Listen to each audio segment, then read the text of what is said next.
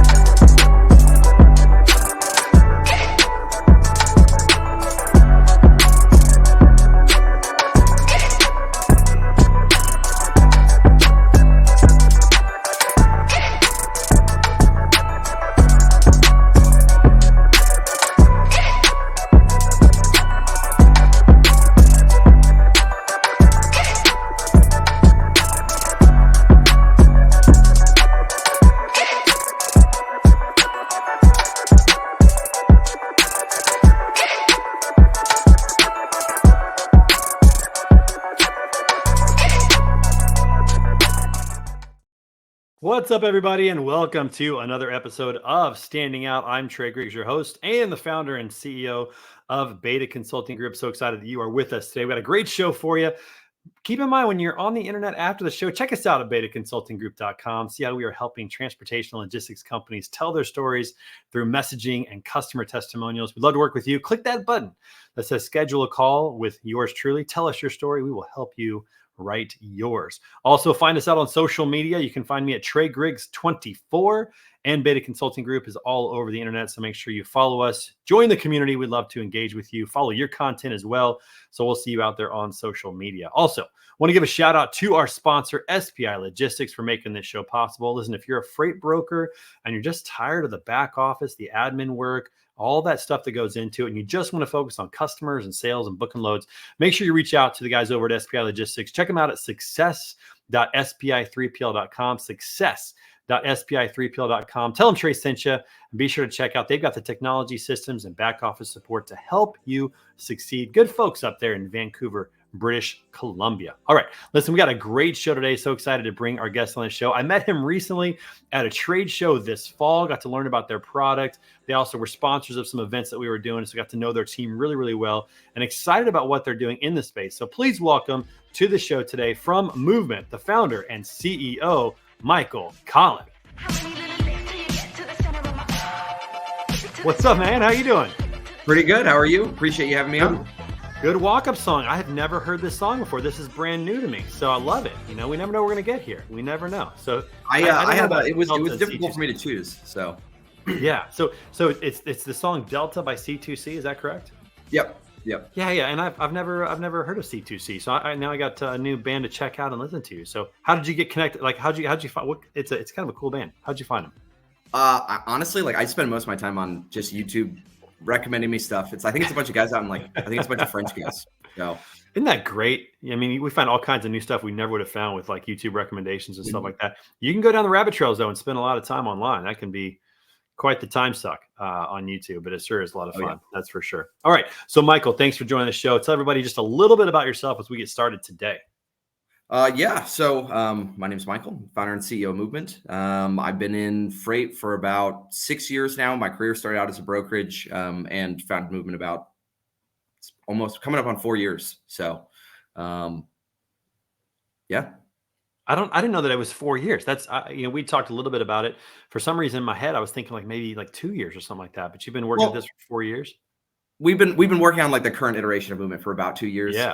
I went out on my own about in September of 2019, and then there was 6 months of ideating, a year of not having any idea what I was doing, and then starting to kind of hone in on the actual kind of TMS. So you and the rest of us entrepreneurs, we don't have any idea what we're doing. We're all figuring this stuff out. You just have to start, and then you'll figure it out along the way. Before we jump in and talk about MVMNT and talk about your journey, we have to ask you: are you a coffee drinker or a water drinker? Do you want a water bottle or a coffee mug? We're going to send you one for being on the show today. I'm a water drinker. You're a water drinker. Okay. Do you want this in black or white? We can give it to you in black or white. Which one do you want? Black looks pretty slick. think I'll go with Black that. is dope. I like the black one. Yeah, I'm a big fan of them. So we'll send that to you. We Thank you. appreciate you being on the show today. All right. So you started not in software, you started in brokerage, and that helped you out quite a bit in that regard. Talk about that experience real quick. So you start which brokerage did you start at? So I started my career at Circle Logistics. So Okay. I'm like Chicago born and raised. I went to community college in the Heights, then I went to DePaul for a little bit. And like a lot of people in freight, I was looking for a job. And so I started, I was looking for a job out of college, and started out as an ops rep at Circle Logistics. So I was there for a couple of years. Went from ops rep to running pricing to running ops, like all of ops for the Chicago P&L. So it was kind of all over the place. And then I left to basically actually start a brokerage and realize that, when I was working at Circle Logistics, I was helping everybody else be better at brokerage. I was not on the customer side, I was not on the carrier side. And so this company kind of followed that same path and like helping other brokers rather than trying to do it myself. Yeah, and before that, I mean, it's interesting to look at your career history. You were a music production engineer. That's interesting. To talk about that real quick, how'd you get into that? That was so I got really into making electronic music when I was in high school. So my uncle he used to make arcade games. If you ever played like Rampage, he made Okay. Oh Rampage back yeah, in yeah, the day. yeah, yeah. Bunch of monsters destroying buildings and stuff like that. Yep. Yep. But so he has his own. Say that again. No, I've played that. Yes, I'm very familiar with Oh yeah, that. yeah. Rampage was a big one. He was like working at Valley Midway like back in the day. But he has his own kind of independent design studio, and I did most of the music for a lot of games that they made over the last like 10 years. But there's a lot of like promotional games and stuff like that, not like huge video games. Sure, sure. Very good. So, well, then I have to ask you, what do you think about my rendition of Ice Ice Baby country style? What do you think? I mean, I thought that was great. It took me until like Flow Like a Harpoon before I realized what song you were actually singing. But I thought that was disguised it decently. We may have to record that. I may have to drop that. Maybe a little holiday special or something for the new year. We'll have to. You make should do that an happen. album of just like hip hop, Hip hop acoustic. songs to different genres using acoustic Yeah. guitar. That may be down the road, and I may have to come to you to engineer some of that, to produce that, because I don't know what the heck I'm doing. We're just figuring that out. But after that, you were also a bartender. Did you enjoy that? Yeah, I had a great time. Yeah, seems like a fun job. Like, being back there, everybody's your friend for the most part. I mean, just pouring drinks and having fun, having good conversations.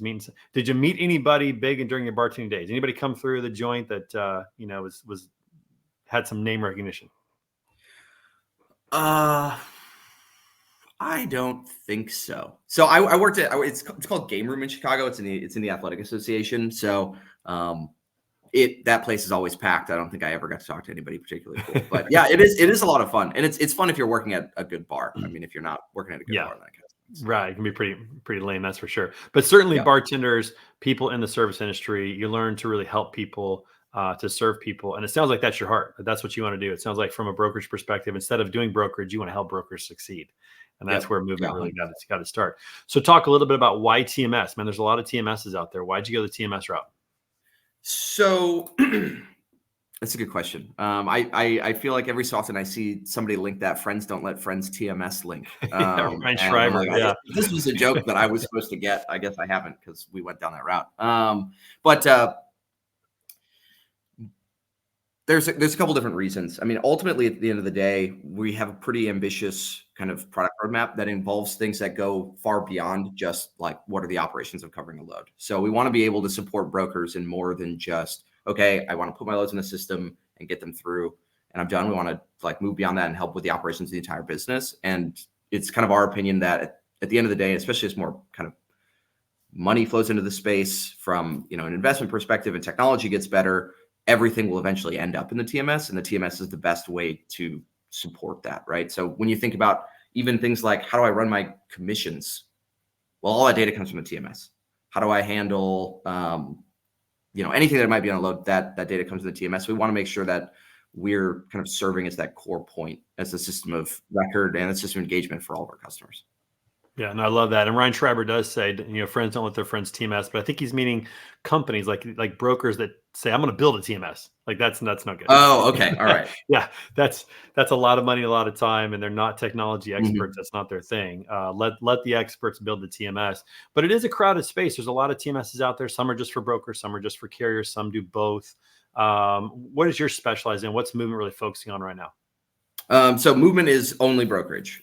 So it's a brokerage first TMS. We don't build any tools for shippers. We don't build any tools for carriers.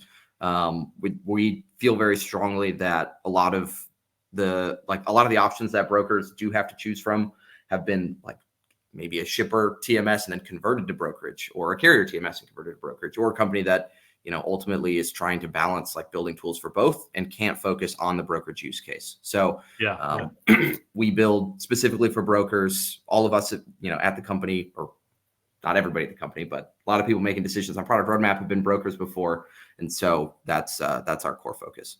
very good. And there's about, I think, 5 or 6, maybe 7 TMSs that are in a similar vein of focusing on brokers. So how is Movement standing out? What are you guys doing that's really going to differentiate you? Let's hear the pitch. Tell us what you guys are doing that's different. Sure. Well, there's a few things, but ultimately, what it comes down to is what we want to do is our target customer base are small and medium-sized brokerages. So a lot of our customers are from that 0 to 25 mil. When I think about the segments of brokers, there's kind of like 0 to 25, you're just hustling and trying to make it work. 25 to 100, and talking about like $1 million in freight spend, right? Yep. 25 to 100, you're starting to scale, you're starting to do integrations, and realize that process starts to become important. That's really where our core customer base is, and a lot of those companies don't have access to enterprise technology. Friends don't let friends TMS. Now that I know the backstory, and so they don't have access to a lot of the things that people eventually, when companies do build their own TMS, improve the architecture, give them more capabilities for managing more complex revenue streams like consolidated partial or something like that. A lot of the off-the-shelf products don't have that. And so what we've done is we bring those things downstream so that these brokers that are smaller can, especially if they've come from, X Robinson, X Coyote, they've used a proprietary system and they see that technology lacking in some of their off-the-shelf options. We build that, baseline into the TMS for them. And then that, kind of like I said before, that expands into using that as the baseline for additional products that are kind of coming down the pipeline that'll help, that you don't normally associate with the TMS. Yeah, and one thing I'm loving about a lot of the technology players that are out there right now, including yourself, is that you're former operators. You used to work in the space, so you've sat in that seat. You know what that's like. I think that's so critical. Some of the best technology we're seeing in the space right now is from companies that's their makeup. They've got an operator who is in the seat, like Highway has Michael Caney. He's an operator. He used to run brokerages, and now he's over there helping with fraud and carrier identity and those types of things. I love seeing that play out in these new technology companies as brokers who've actually been in the space, who have sat in that seat. How valuable is that? I mean, you're probably still conferring with other brokers, but it has to be huge to have that personal experience of knowing what that's like. Yeah, I mean, I don't think we'd be good at our jobs if we weren't. To be honest, I think I definitely have it's a big frustration of mine because there are a lot of products that are out there where you get in and you can just feel you can feel that it wasn't built by somebody that's booked a load before. And that actually, it actually used to say that on I think we've kind of changed the language on our website a little bit, but it used to say on our About Us, people who've actually booked a load in their life. And the reason for that is you can feel when these products are not optimized for the broker, for the actual user. And, you're sitting in this thing all day, every day. If you have to do a couple extra clicks because it's inefficient, because somebody's buried something in the TMS that that you need to access all the time to get your job done, it feels bad. And so having had that experience and knowing what that takes, I think it's been a huge advantage for us. Yeah, I agree. And humans are homogenous by nature. We know when somebody is our people. Like if Yeah. I'm a college golfer, I know when I'm talking to somebody if they've played competitive golf before. I've done sales, door-to-door sales. I know when somebody's done door-to-door sales just listening to them talk. Yep. Like when you're around people and you hear the language they use, you can tell, oh, these are my people. And I think it's true in this as well. You can tell in marketing, you can tell in technology. Do these people actually know what we do? Are Right. they our people? And for you to be able to have that, on your coattails that you've done this before. You've moved loads before, and that's a huge part of what you're doing. And I have to also ask about the name. So movement with no vowels. I love it. A lot of the new hats these days have just no vowel words and stuff like that. What was it behind that name? Because that definitely stands out as well. I love that. The story's not that great, and we often get confused with the watch company. So, I guess there's a watch company that okay. I didn't know it's that. not spelled the same. They don't have an N in it. But I was at our movement Christmas party like in 2022 or something like that. We had a little like placard that said movement Christmas party, and some guy comes up to me. And he's like leaning on me. He's like, I love this watch. I love this watch. And I'm like, what are you talking about? He's like, you're the watch company. I was like, no. And he was there for like the next 2 hours. And every time I made eye contact with him, it was like, like dog with his tail between its legs, just completely embarrassed. But the name for the company, the origin is I was like shooting it with my friend and was like, I don't know, we should like maybe have some like syllable or synonym for movement, and then we were like looked at each other like maybe movement might actually be good, and and I don't even know where the no vowels thing came from. So do you have hats with the no vowels? Because that's the big thing right now is hats with no vowels. We do. I'm wearing a Freightwaves hat. I know that I got like in Where's 2019. your hat? But we have movement hats that are exactly the same. I actually had to like look inside the barrel. I'm like, I like these. I need to see what brand this is. So we've got movement hats with the logo on them. All right. Well, let me just give you some advice. Anytime you tell the movement origin story of the name, you got to tell that story about the guy with the watch. That's so good. That's I love that story. That's awesome. All right. Fun fact about you that we learned is that you are a World of Warcraft champion. Oh, is correct? Yeah. Right? Yeah. Yep. Okay, well, you got to talk about this. What in the world? Like, what do you mean champion? Like, did you compete in a? I didn't say global games. Was it? Okay, well, all right. Well, somebody said you were champion. You must be good. So, talk about your World of Warcraft, adventures. Yeah. This always gets brought up. I always try to avoid it. So when I was in high school and in college, I played like high-end competitive PvE World of Warcraft. So like what that means is I was basically like on a team of 25 people that would compete against other like there's teams of 25 teams of 25 to beat like complete content. But there were a couple different times where we were like ranked in like the top 5 either in the US or in the world for that like set of content at the time. So it was some real nerd stuff. We would take like 2 weeks off when new content would release. We'd take like 2 weeks off. And basically from when servers go up until for 16 hours a day, you would play for like 2 weeks straight when you're competing. Wow. So there's a lot of like optimizing the food that you eat so that way you can stay up and focus and all this other kind of stuff. There's a lot of math involved. So like the physical food that you eat, not like in the game. Yeah. Like you're not the physical, apples and peanut butter, slow digesting protein, and natural glucose. Yeah. And then there's a lot of like math involved. So like to optimize, you need to optimize like button clicks effectively. And so we would run like MATLAB simulations on our in-game characters to like make the best decisions. It's so great. It's really involved. For people that don't think that gamers are athletes, listen to this. I mean, you got nutrition. I mean, you guys are thinking about nutrition and sleep, playing 16 hours a day for 2 weeks straight. That's nuts, dude. That's crazy. Yeah. It was fun. I mean, it was fun. I'm sure. So, although you know what? I can't think of anything that I've done in my past that I would want to do for 16 hours a day for 2 weeks straight. I mean, I love. I don't do that. Don't do it anymore. There's no chance that's going to happen. I mean, that's a lot of stuff. I play basketball. I play a lot of sports. I just can't imagine doing anything for 16 hours straight for 2 weeks. But if you want to be top 5 in the world, I guess that's what you got to do, right? Guess so. What are you going to do? All right. Last question before we have a little bit of fun. So we're entrepreneurs, you and I. You've been doing this for 4 years. I mean, what are some of the biggest lessons that you've learned and biggest challenges you've faced so far in your journey? That's a good question. I think there's a couple of them. I think one of them is that I was not aware when we started Movement, like how good talent can be. So like my experience, like I don't have a ton of work experience. I was like in my mid-20s when Movement was started. And I like the first set of people that I hired, I was like, these people are amazing. This company's gonna be great.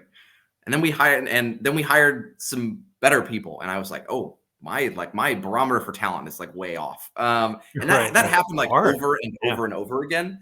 And it's been astounding, and it's been awesome to like work with, like continue to have like the bar of what people can accomplish be raised for me. Because that like has made my personal bar has gotten higher and higher. Like every time that we hire a new set of people that, have better experience than the last and have, worked at better freight companies or better startups or whatever it might be, like it forces me to be better, which is cool. I think the other thing, the hard thing to learn is that like all of the super like basic, like trite advice that people give you is like all correct, but you don't know that until you screw it up the first time. so like, there are tons of examples where like, it's just like, it's common knowledge that everybody knows, but you're like, I'm built different. It's fine. I'm going to do this my own way. And then something hits you in the face and you're like, oh, now I know where all this came from. So I don't know. Those are probably my two. Yeah, no, those are great points, because recruiting is definitely difficult, especially if you've not been in the seat where you're managing people or evaluating talent. You really just kind of see your bubble and what you're capable of. Yeah. It is difficult to evaluate somebody and have really kind of an educated guess about what they can do. Because even though they might interview well, they might have great references, you might see some of their work, you really don't know until they get in the seat if they're going to be great. And that's a difficult thing to do. Recruiting is difficult.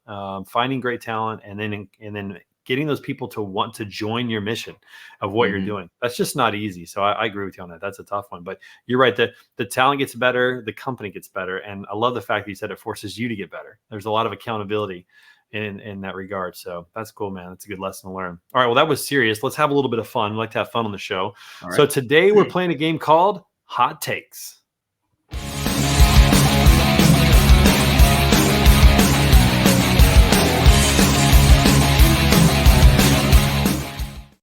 All right, Michael, here's what's going to happen. We're going to put your background music up so that we can have a little customization here today. And what we're going to do is we're going to throw a banner up on the screen with a possibly unpopular opinion to spark a little friendly debate. So you have to decide if you agree or disagree with the statement. Are you ready? All right. All right. Hot take number one. Here we go. Sloths aren't as cute in real life. Have you seen a sloth in real life or seen a video of one? I've seen videos of them. I'm going to disagree with that one. Because they are always zonked out on eucalyptus. No, wait, that's koalas. That's koalas, right? Yeah, sloths are the one that like have the long arms. They're super slow. They're their movements are incredibly slow. I think they're cute. Yeah, I'm gonna agree with you and disagree with a statement, because those things are cute as a button. I mean, I'd like to have one just wrapped around me all day. They just look at you and they're just super slow and they're cuddly. Like, I think they're definitely as cute in real life. I think that's definitely false. So I'm with you on that one. Okay. All right. Hot take number two. Cats make better companions than dogs. I disagree with that one. I'm not a cat person. I'm not really a dog person either. Like, I'm not a pet person, but I do conceptually like dogs much better than cats. I mean, can we really say that a cat is a companion? I mean, cats can live on their own. They often don't cuddle like dogs do. I mean, they don't. Aren't there they're not studies fun. that?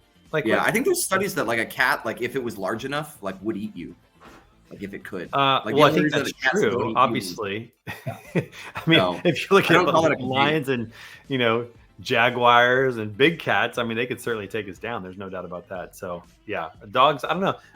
Would a dog ever? I mean, I guess there's some pretty vicious dogs, but pretty rare. I mean, I'm with you. Dogs are better companions. We're gonna go with that. All right. Hot take number 3. Podcasts aren't worth listening to. Oh my God. What kind of trap? This is a trap. This is a trap. Yeah, we have to disagree with this one. Right. I mean, we've got no choice. What are some of your favorite podcasts that you listen to? Are you a podcast listener? You got any that you check out? That's a good question. I don't really have any that I listen to consistently. I listened to the All In podcast for a while, a lot like earlier this year. Heard a lot of good things about that one. Yeah. Yeah. I like it less than I did before. But there's a lot of good stuff like scattered throughout. And then Masters of Scale is a really good one. Very good. Yeah, that's good. I like listening to Joe Rogan. It's always fun, the guests he has on. And I find myself more on topical podcasts, so more like a series where For example, there was a podcast that was put out by the magazine Christianity Today called "The Rise and Fall of Mars Hill." It's about a church in Seattle that grew like quickly and then just disappeared. Like they just folded, and it's the story behind that. So it's like a 20 episode series, and to me that was really interesting because it was a little bit more of like an ongoing story, like you're reading a book, but it had a starting and an ending point. So I enjoyed that one. That was good. And I've heard some really good ones about history. There's some good history podcasts out there. So podcasts are definitely worth listening to. That's a terrible hot take. All right, next hot take: Games of Thrones was overrated. Is it Games of Thrones or Game of Thrones? It's just Game of Thrones. I think I agree with that one. I have never seen it. That. Oh, really? Okay, I've never seen it either. So we can't even talk about this. I still think it's overrated. I haven't seen it because I think it's overrated. So, good. We'll go with that. I like that. Yep. We'll go with that. Game of Thrones is overrated. All right, next. Most of us would have a pet tiger if we could. Oh, I think I might agree with that. Is the statement on whether or not, like, my thoughts on whether every other people would? I don't think most people would want a tiger. If they knew it wouldn't hurt them like a regular cat, then like that's my concern, is the thing's going to turn on me, and I'm not big enough. Think about that. Even if we could think about like the cost of feeding that thing, like it's true. You just got to eat. You know, I don't think you're going to feed like a tiger kibble. You're going to have to feed them. Yeah. Like a lot of. I mean, it was feeding meat in Tiger King. It's not cheap. That's true. That's true. Over Tiger King might change that, but I'm thinking of like Hangover, the movie with like Mike Tyson and the tiger.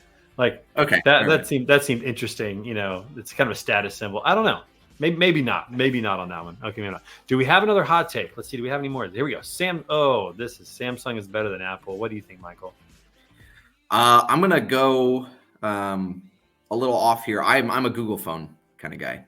Google phone. Oh, okay. Yeah, but is that Android or is that different than Android? It is Android. It is Android. Okay, it's an Android version. Okay, so but Samsung. So I will say this: Samsung has great TVs. Love their TVs. Big fan of that. But I'm an Apple guy. Unfortunately, I drank the Kool-Aid back in 2009, and I have not looked back. So, yeah, if it's coming to phones, I'm saying Apple. Yeah. There's some differential. I mean, Apple did an amazing thing with the green bubbles. That was pretty epic.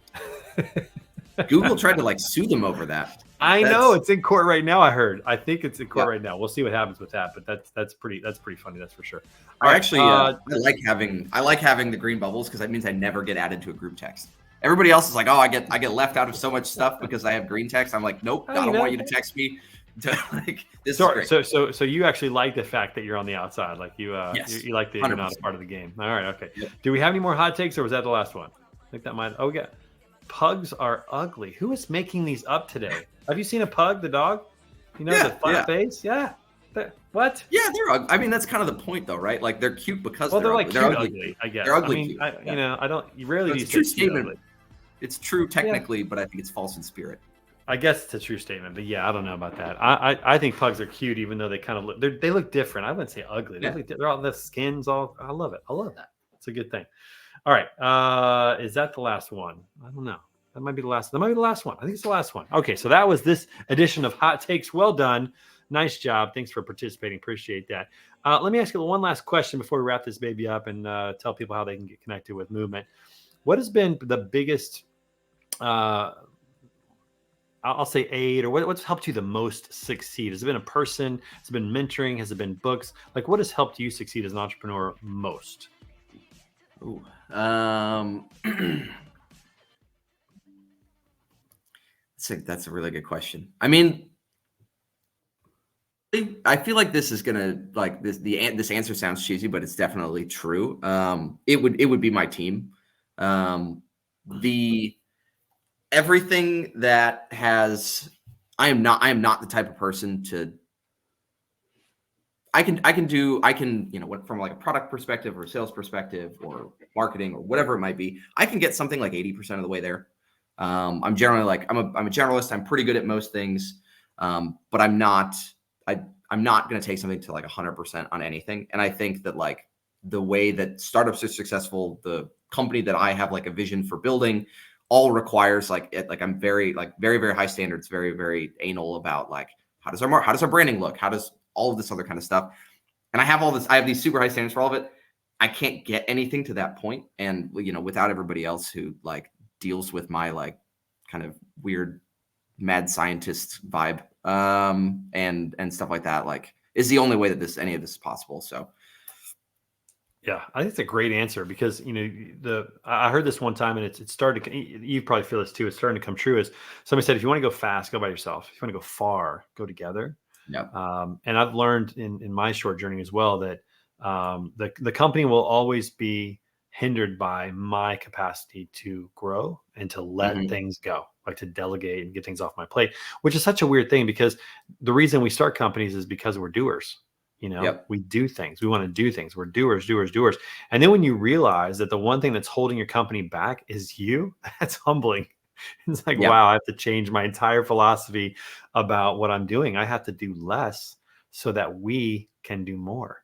And that's yep. such a weird, kind of a weird feeling. So I agree with you on that. Your team really does make you better. Like you said earlier, it gives you the accountability, all that good stuff. It's so critical. All right. So Michael, how can people learn more about movement and connect with you? So our website's movement.io, which is a lot of vowels, Well, or a only lot at of the end. A lot of vowels. consonants Yeah, followed by lacking a vowels. lot of vowels. Consonants, A lot of dot, random letters in vowels. a row, I guess is what I meant. So yeah, that's MVMNT.io is our website. Yeah. You can book, if you're interested, you can book a demo from there, or you can always shoot me an email. It's Michael@movement.io. Love it, man. Love it. Well, appreciate you being on the show and telling your story. So excited to connect with you guys and hear your story, and looking forward to partnering with you guys soon on doing some stuff. We got to do something together, man. We got to have a lot of fun together. That'll be a great time. So thanks for being on this episode, and we'll see you again real soon.